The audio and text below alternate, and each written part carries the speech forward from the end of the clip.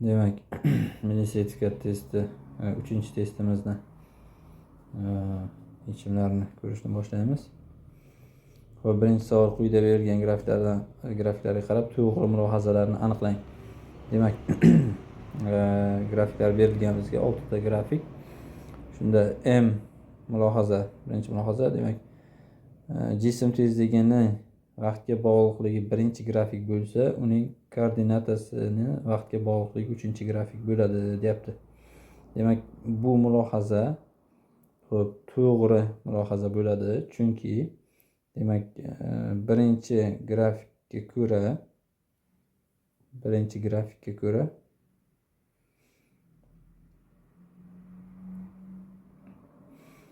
agar grafik deyapti, tezlik grafiki bo'lsa, bizda qanaqa kattalik ekanligi berilmagan. O'zi asli grafikga e'tibor bersak, faqat t o'qi ma'lum bizda. Bu yoqda qaysi kattalik ekanligi noma'lum. Shuni deyapti, o'rnida v bo'lsa deyapti. Demak, grafikka ko'ra bu v teng konstanta bo'ladi. V teng konstanta bo'lsa, demak, u holda koordinata grafigi bizda 3-grafik bo'ladi, deyapti. Ya'ni xt grafik bo'ladi. Va mana bu grafikdan biz ko'rishimiz mumkin. Demak, koordinata tenglamasi x0 plus vt ko'rinishda bo'ladi. Demak, bu to'g'ri bo'ladi. Demak, bizda xo'p, m mulohazamiz, demak, bizda to'g'ri mulohaza hisoblanadi. Xo'p, n mulohaza. Jism tezligini vaqtga bog'liq 4-grafik bo'lsa, deyapti, uning koordinatasini vaqtga bog'liqligi 5-grafik bo'ladi, deyapti. Xo'p, demak, 4-grafikimiz agar tezlik grafigi bo'lsa, uning koordinatasini vaqtga bog'liqligi 5-grafik bo'ladi, deyapti. Xo'p, bo'ladi. To'g'ri bu ham.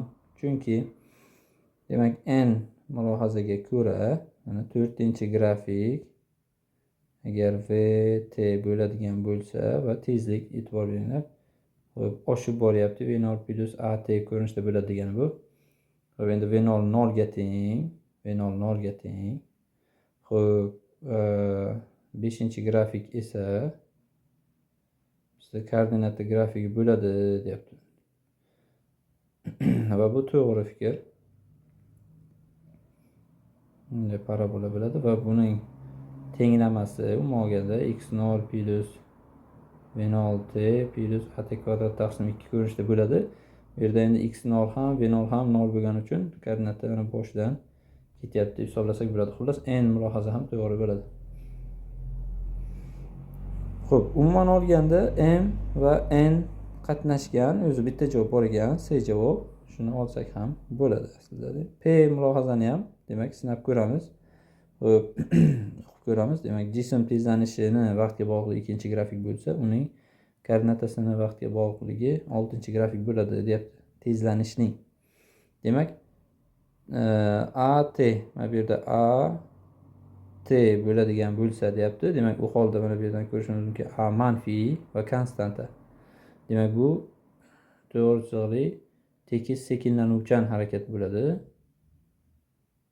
Xo'p, shunga ko'ra demak, koordinata mana grafigi bunday ko'rinishda ketadi. Bu to'g'ri. Demak, bizda p nima ham to'g'ri ekan. M, n, p demak, bizda to'g'ri mulohazalar ekan. Demak, C javob bo'ladi. Xo'p, ikkinchi masalamiz. Gorizontal sirtda 144 km/soat tezlik bilan harakat qilayotgan jism -4 metr/sekund kvadrat tezlanishga ega. Uning 20 sekundda bosib o'tgan yo'lini aniqlang. Demak, s teng v0 minus at kvadrat taqsim 2. Shunga ko'ra, demak, 144 km taqsim soatni albatta metr taqsim sekundga yetkazamiz. Xo'p, 144 taqsim demak 3,6 ko'paytiramiz. Xo'p, 20 sekundda minus demak tezlanish. Xo'p, 4 20 ni kvadrati taqsim 2. Bu bo'ladi bizda. Demak, bunga bo'lsak 4 kerakimiz 80 minus demak 2 karra demak 800 bo'lar ekan. 800 demak bu bo'ladi minus 720. Xo'p, bu biza hisoblaganimiz yo'l formulasi, bilamiz. Yo'l manfiy bo'lmaydi. Koordinati manfiy bo'lishi mumkin, lekin yo'l manfiy bo'lmaydi. Va shunga ko'ra demak bizda s teng 0 degan javob bo'ladi. Ya'ni bu umuman olganda to'xtash vaqtini hisoblasak agar V0 taqsim A bo'ladi. V0'imiz demak 144 ni bo'lsak unga kechirasizlar. Uni bunga bo'lganimizda 40 bo'lar ekan. 40 ga 800 bo'lar ekan o'zi. Kechirasizlar. Demak 800 bo'lar ekan. 800 demak 0 ga teng.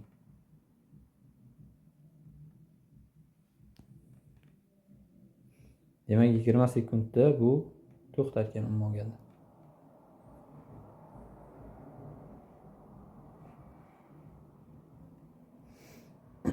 Uchinchi masalamiz gorizontga nisbatan 53 gradus burchak ostida V0 tezlik bilan otilgan jismning 20 metr balandlikdan erkin tushgan jism bilan uchish vaqtlari teng bo'lsa V0 ni toping debdi. Demak, gorizontga alfa burchak ostida otilgan jismning demak mana tushish vaqti, ya'ni harakatlanish vaqti T1 desak. Xo'p, 20 metr balandlikdan erkin tashlangan jismning tushish vaqtini T2 desak. Xo'p, biz T2 ni topishimiz mumkin. Bu bo'ladi bizda 2h taqsim j teng. Xo'p, 2 karra demak 20 taqsim 2 sekund chiqar ekan. Bizda aytyapti, mana shu gorizontga burchak ostida otilgan jismning uchish vaqti bilan deyapti. 20 metr balandlikdan erkin tushgan jismning vaqti teng deyapti. T1 teng T2. Demak T1 ham 2 sekund ekan. Xo'p, endi shundan foydalanib biz V0 topishimiz kerak. Demak, endi gorizontga burchak ostida otilgan jismning uchish vaqti nimaga teng? Uchish vaqti demak T1 teng. Xo'p, 2V0 sinus alfa taqsim j degan formulasi bor edi. Shundan foydalanamiz. Demak 2 barobar 2 karra V0. Xo'p, sinus 53 gradus taqsim 10. Ikkilar ketsa agar demak sinus 53 da 0.8 ga teng deyapti. Demak V0'imiz teng bo'ladi 10 taqsim 0.8. 12,5.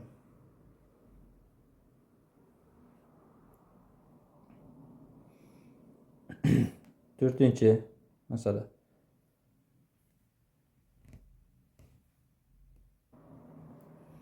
Jismning 2 metr taqsim sekund kvadrat tezlanish bilan ko'tarilayotgandagi og'irligi xuddi shunday tezlanish bilan tushayotgandagi og'irlikdan necha marta katta? Demak, yuqoriga A tezlanish bilan ko'tarilsa P1 deb olamiz. mg plus A bo'ladi. Pastga A tezlanish bilan tushsa g minus A. Kechasi P2. Necha marta katta shu? Demak P1 taqsim P2 teng bo'ladi bizga g plus A taqsim g minus A. Xo'p, 10 plus 2 taqsim 10 minus 2. Demak 1,5 bo'ladi.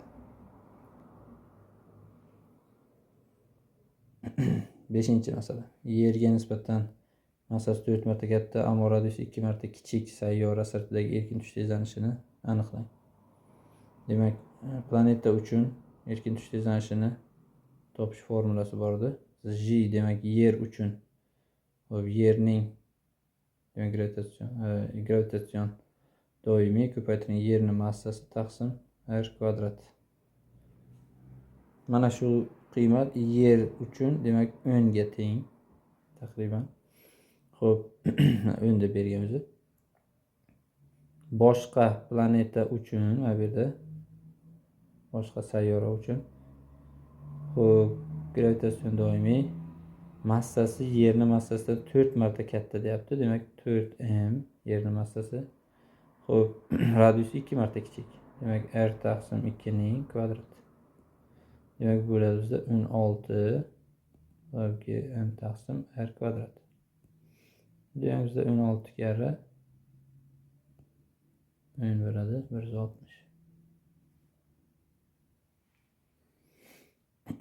6-chi masala. Tinch turgan 2,5 kg massali jismga 15 va 20 newton kuchlar o'zaro tik yo'nalishda ta'sir etmoqda. Jismning 3 sekunddan keyingi tezligini toping. Demak, biror bir jismga F1 va F2 kuchlar o'zaro tik, ya'ni perpendikulyar ravishda ta'sir etyapti. Bularning demak natijaviysi ta'sirida jism tezlanish oladi o'sha yo'nalishda. Xo'p, shu tezlanishni topib, demak 3 sekunddan keyingi tezlikni hisoblasak bo'ladi. Demak, F natijaviy teng bo'ladi bizda F1 kvadrat plus F2 kvadrat va bu ham teng MA. Xo'p, shu yerdan A tezlanishini topsak, bo'ladi bizda ilzosda F1 kvadrat plus F2 kvadrat 15 ning kvadrati plus 20 ning kvadrati taqsim massasi 2,5 kg. Bu 25 taqsim 2,5 10 bo'ladi. Tezlanishi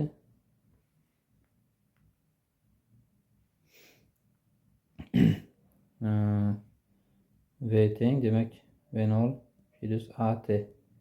Dastlab tinch turgan degan uchun demak V0 teng 0. Demak A tezlanish 10 bo'ldi. Ko'paytiramiz 3 ga. 30 metr taqsim sekund. 7-chi masala. Suyuqlikdagi bursoq birinchi holatdan 2-3-4-chi holatga o'tkazilganda unga ta'sir etuvchi Arximed kuchi o'zgaradimi? Qaysi holda Arximed kuchi kattaroq debdi. Demak, Arximed kuchi jismning qanaqa pozitsiyada joylashishiga bog'liq emas. U faqatgina suyuqlikda, ya'ni suyuqlikka botgan hajmiga bog'liq. Bu yerda 4 ta chizmamizda ham jism suyuqlikka to'liq botgan va hammasining hajmi albatta bir xil V ga teng. Shu uchun demak Arximed kuchlari hamma holatlarda, ya'ni 1, 2, 3, 4 holatlarda teng bo'ladi.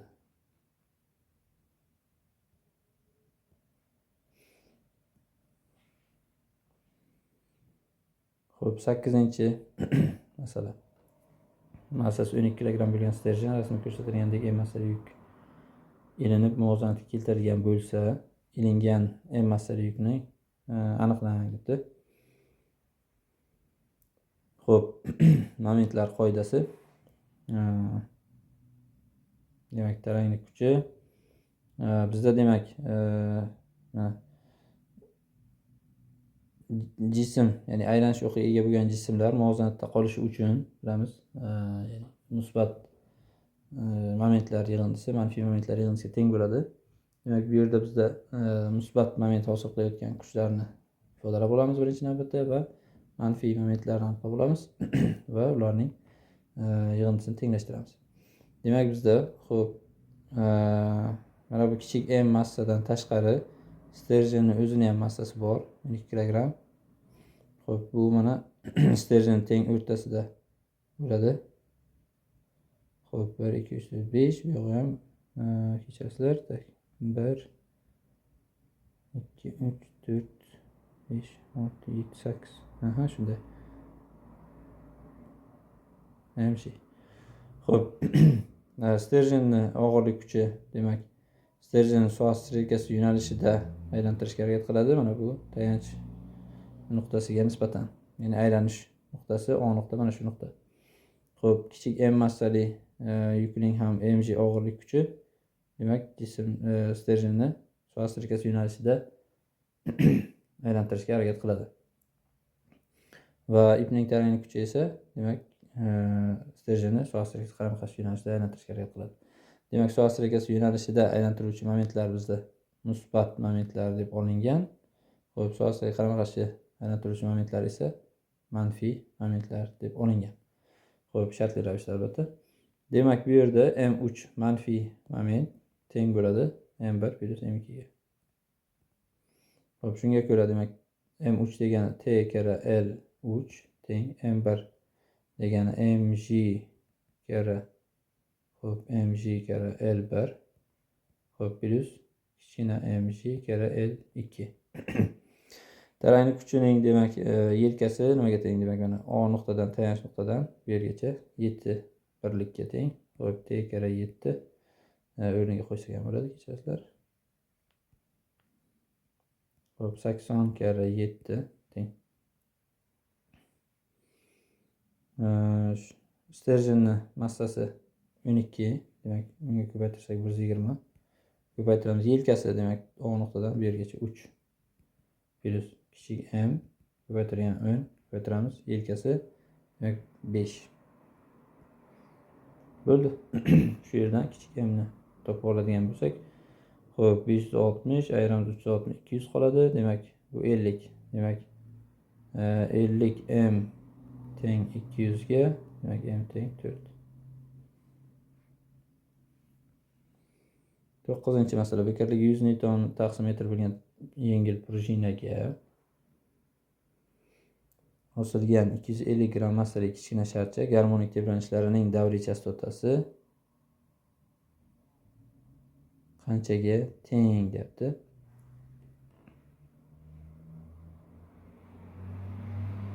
Hop, davriy chastotasi qanchaga teng? Demak bizda hop omegani so'rayapti. Prujinali mayatnikda omega hop 2pi kechirasiz. Chastota bilan adashtiribman. Demak xullas davrni formulasi bor bizda. 2pi hop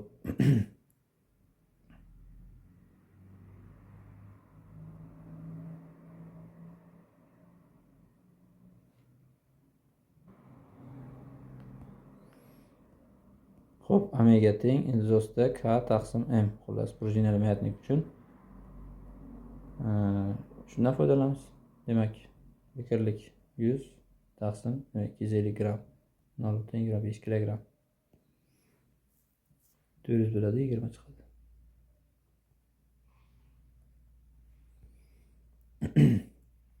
O'ninchi masala 6 mol kislorod 300 kelvin haroratda, demak 120 kilopascal bosim hosil qiladigan idishda harorat 400 kelvin bo'lgan 9 mol azot qanday bosim hosil qiladi deyapti. Demak, bizda xo'p, bir xil idishda, ikkita bir xil idishda umuman olganda xo'p, kislorod va azot gazlari mavjud deyapti. Idishlarning hajmlari bir xil demoqchi. Demak, PV teng bizda nu RT degan formula bordi. Xo'p, kislorod uchun demak P1 bosim, xo'p, V hajm qoladi, nu1 va T1 temperaturaga mos bo'ladi. Azot uchun esa demak P2 bosim va o'sha idishda, o'shanday idishda deyapti xullas. Hosil qiladigan idishda, o'sha idishda demak qanday bosim hosil qiladi deyapti. Bu yerda endi 9 mol azot nu2 va R temperaturasi 400 kelvin T2. Xo'p, nisbat olamiz. P1 taqsim P2 nu1 T1 taqsim nu2 T2. Xo'p, P1imiz bizda 120 kilopascal, bizda ham kilopascalda so'ralgan, shuning uchun shunday qo'yamiz. Xo'p, nu1 6 mol temperatura, xo'p 300 kelvin. Xo'p, azot 9 mol modda miqdori va 400 kelvin temperatura. Xo'p, bizda qoladi 3 bilan 2 qoladi. Xo'p, 240. Demak, P2 teng 240 kilopascal ekan. 11.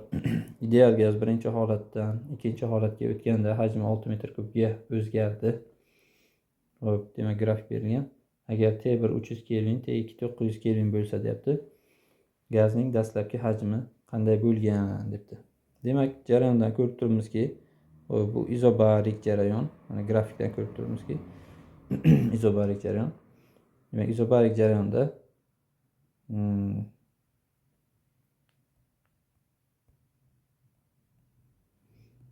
V1 taqsim T1 teng V2 taqsim T2 munosabat o'rinli bo'ladi. Va bizda aytyapti, birinchi holatdan ikkinchi holatga o'tganda hajm 6 metr kubga o'zgardi deyapti. Demak, endi bu yerda o'zgardi degan so'zga e'tibor beramiz. O'zgardi degani yo kamaydi yo oshdi bo'ladi o'zi aslida. Xo'p, va izobarik jarayonda bilamiz buni. Xo'p, hajm temperaturaga to'g'ri proporsionalligidan biz aytishimiz mumkinki, T1 300 kelvin, T2 900 kelvin deyapti. Demak, temperatura oshyapti. Xuddi shundan kelib chiqib aytishimiz mumkinki, demak, hajm ham oshgan. Bu yerda demak 6 metr kub degani demak V2 minus V1 6 metr kubga teng hisoblanadi.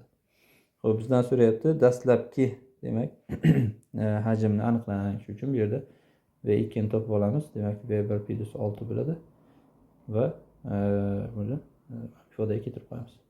Demak, V1 taqsim T1imiz 300. Xo'p, V1 plus 6 taqsim 900. Xo'p, 3V1 teng V1 plus 6. Demak, V1 teng 6 taqsim 2, demak 3 metr kub ekan.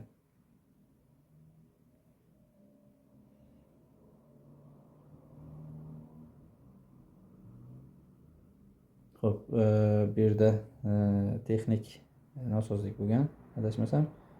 D javobda 3 qo'yamiz, demak javob o'chib ketdi. D javobni 3 metr